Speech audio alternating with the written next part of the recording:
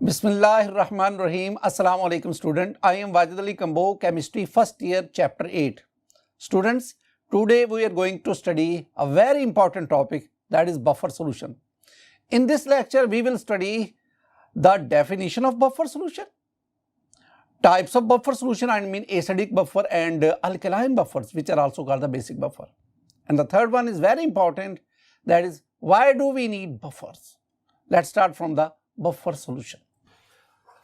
My dear student, buffer solution में पहले हम ना लफ्ज बफर के मानी जानना चाहते हैं. ये बफर जो है इसके मीनिंग्स क्या है. बफर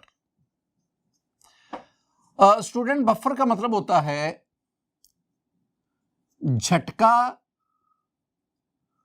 बर्दाश्त करना या करने वाला. तो बफर सॉल्यूशन ऐसा सॉल्यूशन जो झटका बर्दाश्त करने की सलाहियत रखता है. अब झटके से मुराद क्या है? झटके से मुराद है जब आप किसी भी सॉल्यूशन में एसिड या बेस ऐड करते हैं तो उससे उस सॉल्यूशन की पीएच सफिशिएंटली चेंज हो जाती है. लेकिन बफर सॉल्यूशन ऐसा सॉल्यूशन होता है जो एसिड या बेस ऐड करने के बावजूद अ चेंज इन पीएच को रेजिस्ट करता है. तो इसे हम कहते हैं. अगर हम बफर को एवरीडे लाइफ में देखें तो हमारी एवरीडे लाइफ में बहुत सारी ऐसी चीजें हैं जो बतौर बफर काम कर रही होती. मसलन जब गांव का कुम्हार बर्तन बनाता है और वो बर्तन की ट्रांसपोर्टेशन करता है तो उस दौरान वो जो कुम्हार है वो बर्तनों के गिर्द पराली को रखता है. पराली, राइस ट्रा पराली. वो पराली क्या करती है? वो पराली बर्तनों को आपस में टूटने से बचाती है, टकराव को रोकती है. उसमें वो बफर जो है, वो जो पराली है, वो बफर के तौर पर काम करती है. माय डियर स्टूडेंट, बिल्कुल इसी तरह जब आप किसी भी एलसीडी, फ्रिज या ऐसी कोई सेंसिटिव आर्टिकल उसको एक से दूसरी जगह ट्रांसपोर्ट करते हैं तो आपने देखा होगा कि उसके गिर्द थर्मोपोर की शीट होती है. वो जो थर्मोपोर की शीट है वो बतौर बफर काम करती है और वो जो भी झटका लगता है वो झटके को बर्दाश्त करती है. इस तरह हमने एक सेंटेंस सुना हुआ है कि Afghanistan is the buffer zone for all the world. तो अफगानिस्तान जो है वो पूरी दुनिया के लिए बफर जोन के तौर पर काम करता है. तो बफर मीन झटका बर्दाश्त करना. और बफर सॉल्यूशन, हम इसके डेफिनेशन की तरफ आते हैं. देखें, a solution which resist the change in it's pH when a small amount of an acid or a base is added. दो बातें स्टूडेंट यहां बहुत इंपॉर्टेंट है. A solution which resist the change in pH. मैंने ये नहीं कहा a solution whose pH does not change. does not change की बात नहीं की. हमने कहा है वो सॉल्यूशन जो pH में चेंज को रेजिस्ट करता है. कब? When a small amount of an acid or a base is added. Small, ये दो चीजों को मैंने इनसर्कल किया है. इन दोनों बातों को जरा समझने की कोशिश करें. माय डियर स्टूडेंट, मेरे पास एक एग्जाम्पल है. वो एग्जाम्पल इन दो चीजों को आपको समझाने में मदद करेगी. जरा ये देखें स्टूडेंट, मेरे पास ये दो फ्लास्क हैं. इन फ्लास्क में एक के अंदर हमने वाटर लिया और दूसरी के अंदर हमने बफर सॉल्यूशन को लिया. अब ये जो वाटर है और बफर सॉल्यूशन दोनों के गिर्द हमने ये यूनिवर्सल इंडिकेटर इसको ऐड किया. यूनिवर्सल इंडिकेटर इसको ऐड करने के बाद इनका कलर जो है वो ग्रीन हो गया. अब ये जो ग्रीन कलर है ये हमें बता रहा है the pH of both solution is nearly 7. Water की भी जो नॉन बफर है इसकी पीएच भी 7 है और ये जो हमारा बफर सॉल्यूशन है इसकी पीएच भी 7 है.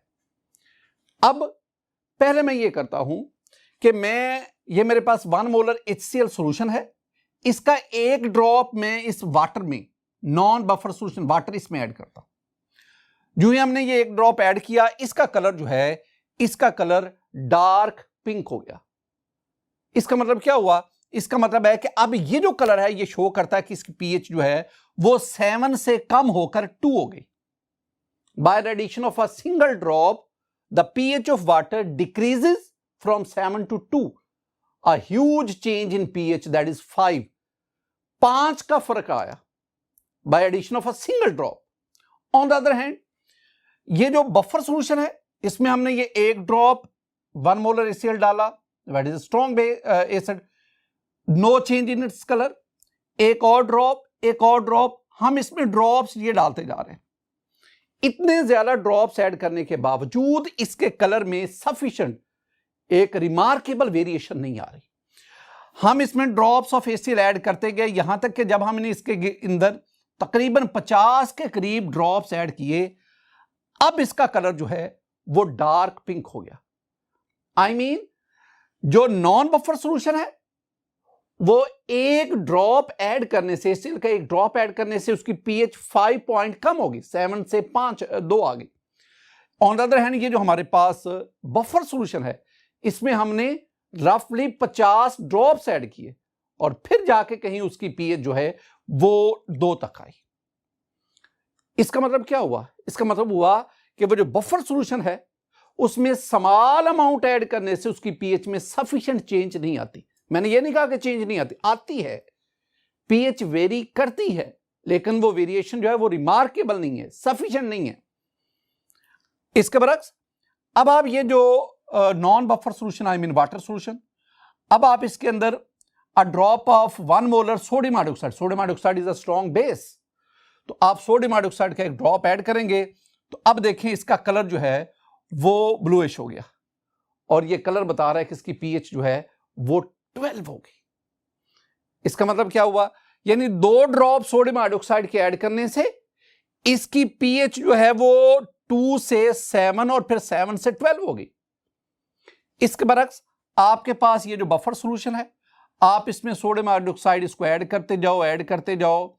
जब आप इसके अंदर कोई 80 to 90 drops of sodium hydroxide add करेंगे, फिर कहीं जाके इसका कलर जो है वो बता रहा है कि इसकी pH 7 हो गई, ग्रीन कलर। मजीद सोडियम हाइड्रोक्साइड ऐड करते जाओ, एक वक्त आएगा जब आप रफली कोई 200 के करीब ड्रॉप्स ऐड करेंगे, अब जाके इसकी pH जो है वो 12 के करीब होगी। इसका मतलब क्या हुआ? इसका मतलब है this one are the meanings of these 2 words, resist and small. मैं बार बार कह रहा हूं कि जब आप किसी भी बफर सॉल्यूशन में एसिड ऐड करें, वो pH उसकी चेंज होती है लेकिन माइन्यूट चेंज आती है। और दूसरी मैंने ये बात की है, आपने एसिड और बेस स्मॉल अमाउंट में ऐड करना है। ये नहीं कि आप एकदम बहुत ज्यादा एसिड या बेस ऐड करते, तो स्मॉल अमाउंट ऐड करेंगे तो फिर it resist the change in. लेकिन अगर आप एसिड और बेस बहुत ज्यादा मिकदार में ऐड कर देंगे तो फिर इसकी pH जो है, चाहे ये बफर भी है, इसकी pH जो है वो रिमार्केबली चेंज होती जाए। स्टूडेंट, ये आपने डेफिनेशन याद रखनी है। 2-3 और पॉइंट्स आपने जेहन में रखने हैं बफर सॉल्यूशन के बारे में। पहला पॉइंट आपने जेहन में रखना है कि every buffer has a definite pH। हर एक बफर सॉल्यूशन की एक मखसूस pH होती है। और दूसरी बात, द pH ऑफ बफर या बफर सॉल्यूशन कह लो, the pH of a buffer solution does not change.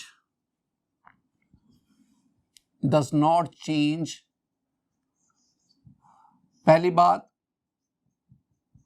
On dilution, अगर आप इसमें मजीद वाटर ऐड करते हैं तो pH पर कोई फर्क नहीं पड़ेगा। और दूसरी बात, कीपिंग फॉर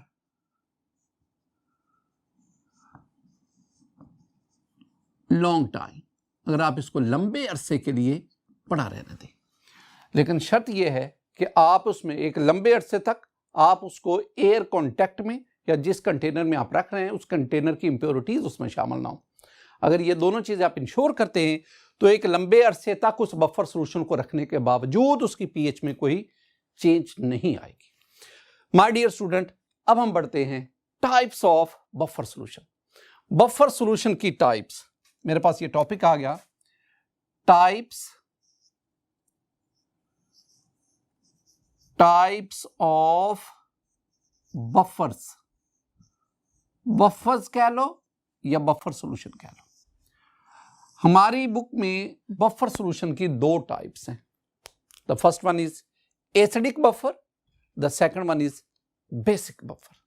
दो किस्म के बफर जो है वो हम अपने सिलेबस में स्टडी कर रहे हैं स्टूडेंट। दोनों में क्या डिफरेंस है, ये अक्सर शॉर्ट आंसर क्वेश्चन आपसे पूछा जाता है। तो एसिडिक बफर और बेसिक बफर, पहले दो बातें, दो बहुत important point sir. Acidic buffer में हम कहेंगे कि these buffers are formed by mixing a weak acid and salt of it with strong base। बहुत इंपॉर्टेंट बात, दो चीजें मिक्स करें आपके पास बफर सॉल्यूशन बनेगा। क्या क्या? मैंने कहा आपने दो चीजें मिक्स करनी है। एक आपने लेना है वीक एसिड, इसको ऐड कर दे। दूसरा आपने इसमें ऐड क्या करना है, आपने इस वीक एसिड का साल्ट बनाना है। साल्ट किससे? वही weak acid plus strong base. मसलन मेरे पास ना एस्टिक एसिड है, CH3COOH, acetic acid. You know acetic acid is a weak acid, और मैंने आपको इसकी के वैल्यू भी बता चुका हूं स्टूडेंट कि इसकी के वैल्यू जो है वो हमें बताती है कि ये इसकी के वैल्यू जो बहुत कम है, और वो के वैल्यू हमें बताती है कि this one is the weak acid. तो आप एसिटिक एसिड ले लें, acetic acid is also called the ethanoic acid, और उसमें आपने साल्ट ऐड करना है। कौन सा साल्ट? साल्ट आपने लेना है एसिटिक एसिड का CH3COOH प्लस एक स्ट्रॉन्ग बेस सोडियम हाइड्रोक्साइड ले लें, दोनों का रिएक्शन करवाएं, आपके पास ये साल्ट बन जाएगा प्लस वाटर। ये साल्ट बना। इस साल्ट के दो हिस्से हैं, एक वो हिस्सा जो उस वीक एसिड से लाया जो आपने ऐड किया, और दूसरा वो हिस्सा जो आपने स्ट्रॉन्ग बेस के लिए। तो आपने इस साल्ट को ऐड करना है। तो इसका मतलब है जब आप एसिटिक एसिड और सोडियम एथेनोएट या सोडियम एसीटेट दोनों को ऐड करेंगे, जो आपके पास सॉल्यूशन बनेगा that is called the buffer solution, and this buffer solution is called the acidic buffer. तो acidic buffer is formed by mixing a weak acid, acetic acid is a weak acid and salt of it with strong base, और इसका आपने salt बनाना है, और ये salt आपने उस weak acid का स्ट्रॉन्ग बेस के साथ रिएक्शन से बनाना है। बिल्कुल इसके बरक्स अगर मैं इधर बात करता हूं तो basic buffer it is formed by mixing a weak base and salt of it with strong acid। Student इसका मतलब हुआ कि ये जो हमारा बेसिक बफर है ना, ये दो चीजों से बना, एक वीक बेस और एक उसका साल्ट। मतलब आप अमोनियम हाइड्रोक्साइड ले लें, ammonium hydroxide you know is a weak base, और इसका आप सॉल्ट बना लें स्ट्रॉन्ग एसिड के साथ, HCl के साथ। तो जब अमोनियम हाइड्रोक्साइड और HCl का रिएक्शन करवाते हैं अमोनियम क्लोराइड बनता है, और वो जो अमोनियम क्लोराइड है दैट इज द साल्ट। तो फिर आप अमोनियम हाइड्रोक्साइड और अमोनियम क्लोराइड दोनों का मिक्सचर ले लें, that mixture will act as a basic buffer. My dear student, एक और अहम पॉइंट, वेरी इंपॉर्टेंट पॉइंट, जो अक्सर मैंने इस सारे लेक्चर की एसेंस है, रूह है, और वो क्या? एसिडिक बफर हम किसे कहते हैं? Acidic buffer is a mixture of weak base, weak acid, a mixture of weak acid and its conjugate base। असल में एसिडिक बफर जो होता है ना, वो ये चीज है, a mixture of week acid and it's conjugate base. जहां मैंने बात की ना स्टूडेंट के एसिटिक एसिड CH3COOH और सोडियम एसीटेट, ये दो है, इन दोनों के कॉम्बिनेशन से हमारे पास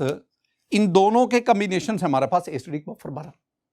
तो एक्चुअली ना इस एसिडिक बफर में जो स्पीशीज एक्टिव होती हैं वो दो चीजें, वो है हमारे पास ये वाला CH3COOH and it converts into CH3COO negative plus H positive. ये इंपॉर्टेंट चीज है।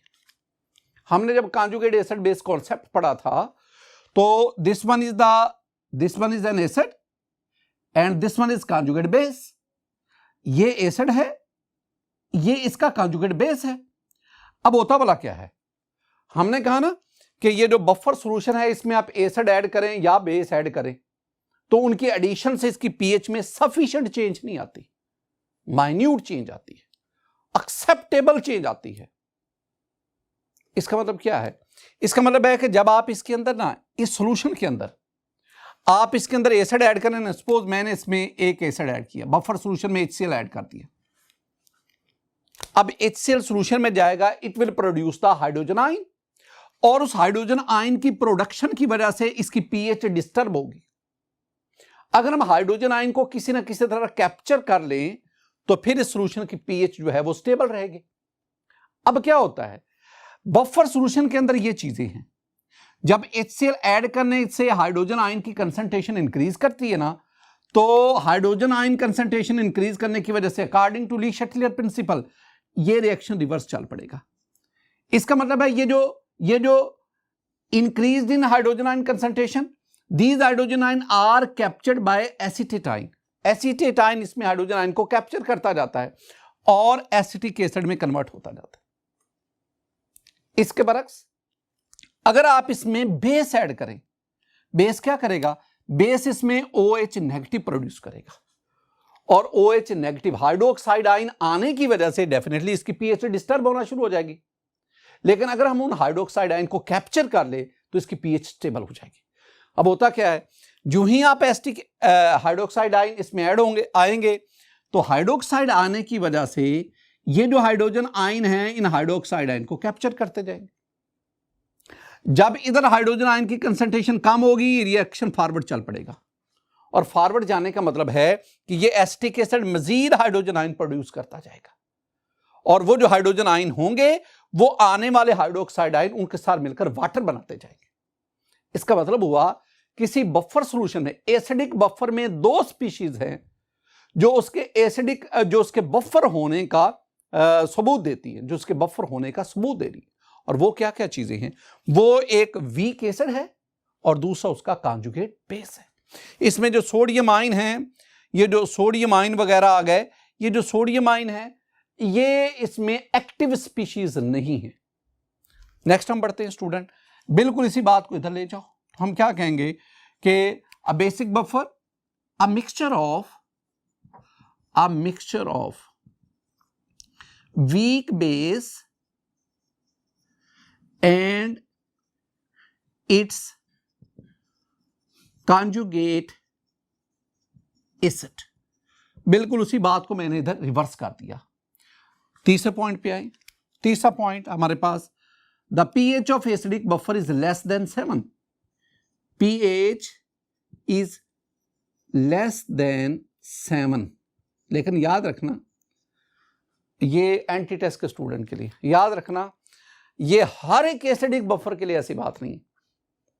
बाद ऐसे एसिडिक बफर होते हैं जो वीक एसिड और उसके साल्ट, यानी जो वीक एसिड और उसके कॉन्जुगेट बेस से ही बनते हैं, लेकिन उनकी pH 7 से कम नहीं, ज्यादा होती है।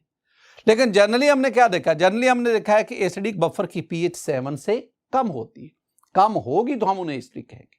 मैं जो दूसरी बात कर रहा था ना स्टूडेंट, वो थी ये hydrogen cyanide and sodium cyanide. This one is the week acid and it's salt, ये इसका साल्ट है। अब अगर आप इन दोनों का बफर सॉल्यूशन बनाएंगे ना तो उसकी pH जो है ना वो 9.4 होगी, दैट इज मोर देन 7। लेकिन ये वाली जो मैंने बात की है ये एक्सेप्शनल केसेस हैं। जनरली हम क्या कहेंगे, जनरली हम कहेंगे कि एसिडिक बफर की pH 7 से कम होती है। इसके बरक्स the pH of basic buffer is more than 7, 7 से ज्यादा होती है। तीसरा पॉइंट स्टूडेंट हमने आगे चलकर डिस्कस करना है। एक हम पढ़ेंगे हेंडरसन इक्वेशन। तो एसिडिक बफर इसके लिए हेंडरसन इक्वेशन है कि pH that is equal to pKa plus log concentration of salt over concentration of acid. This one is the Henderson equation for acidic buffer. Similarly, the Henderson equation for basic buffer, तो वो मेरे पास आ गया POH that is equal to pKb plus log concentration of salt over concentration of base. ये हमारे पास PKb POH of basic buffers. My dear student, ये जो Henderson equation है ना, इसको आगे चल के नेक्स्ट लेक्चर में हम इंशाल्लाह डिराइव करेंगे। आखिरी बात जो आप इसमें लिखेंगे, आप इसकी एक आधी एग्जांपल दें। मसलन मैंने अभी आपके साथ डिस्कस किया कि acetic acid plus sodium acetate. Student, acetic acid में हम इसे कहते हैं एथानोइक एसिड भी कहते हैं। Ethanoic acid that is the IUPAC name for this compound and acetic acid is the common name. This one is sodium acetate or it is also called the sodium ethanoate. इन दोनों के combination से we get an acidic solution.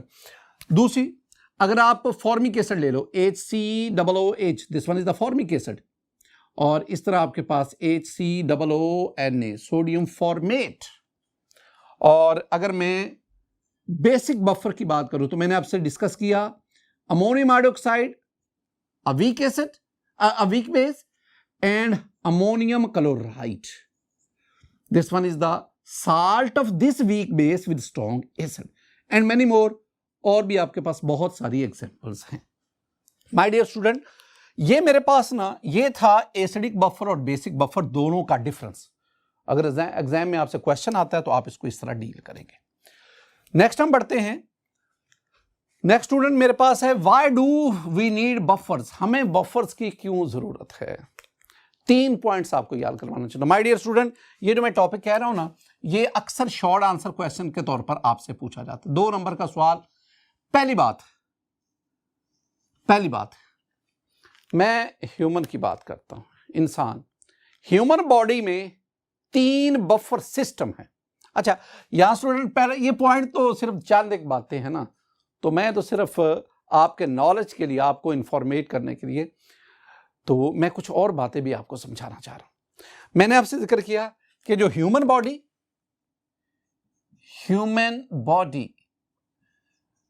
Student, human body में 3 buffer system काम करते हैं। 3 buffer system. एक जो हमारा ब्लड है उसकी हम बात करेंगे। एक हमारे पास आ गया जी फॉस्फेट बफर्स, एक हमारे पास बाई कार्बोनेट बफर्स, और third one is protein buffers. 3 buffer system हमारी बॉडी में काम कर रहे हैं।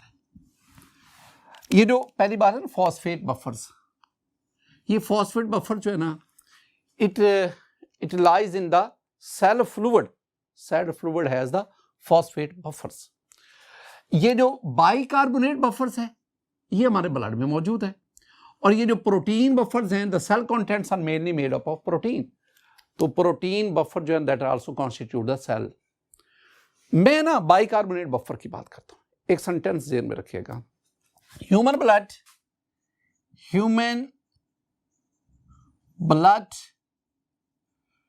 is a natural buffer.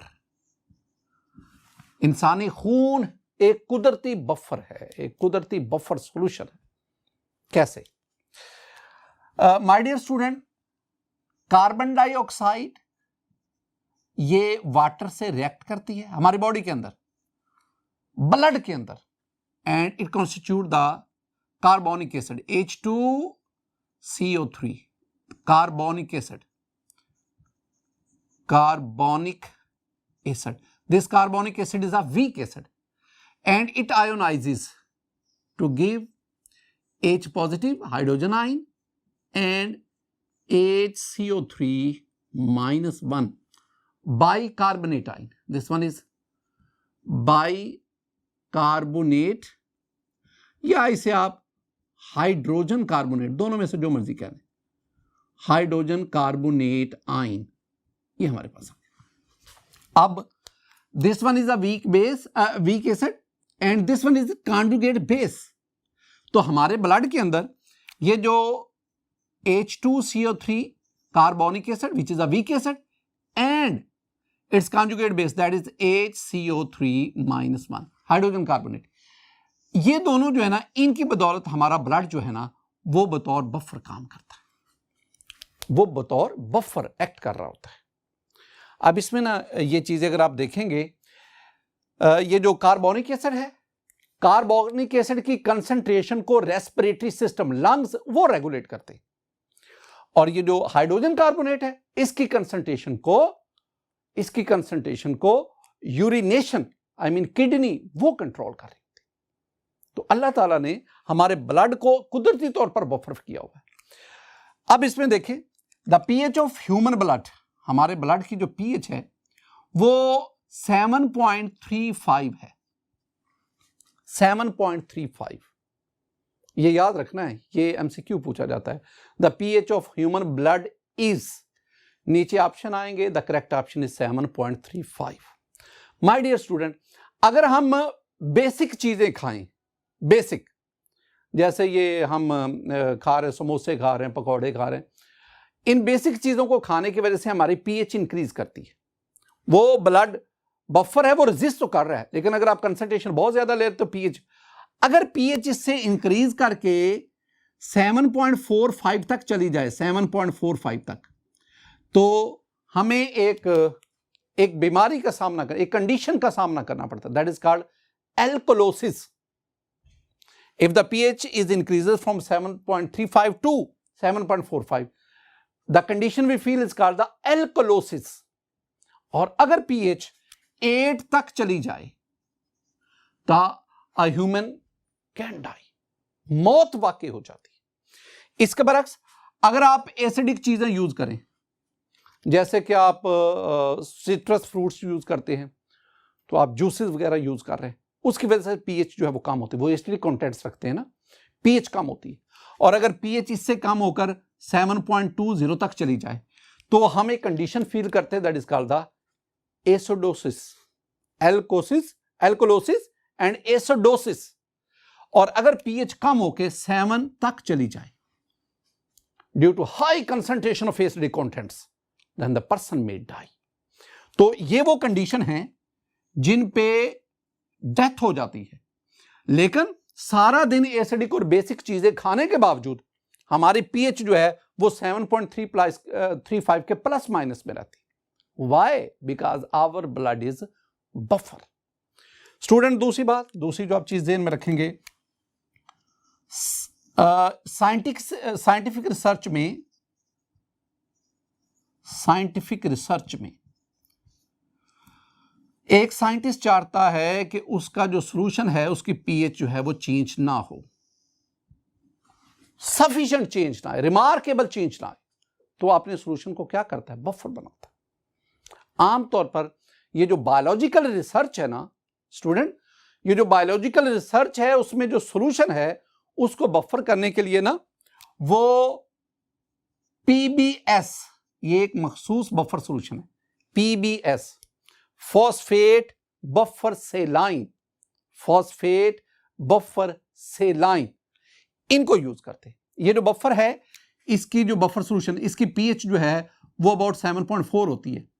और इस तरह जो बैक्टीरिया कल्चर है या टिश्यू कल्चर है उसके दौरान भी उस सॉल्यूशन की पीएच को मेंटेन रखना पड़ता है, इसलिए उस सॉल्यूशन को हम बफर बना देते हैं।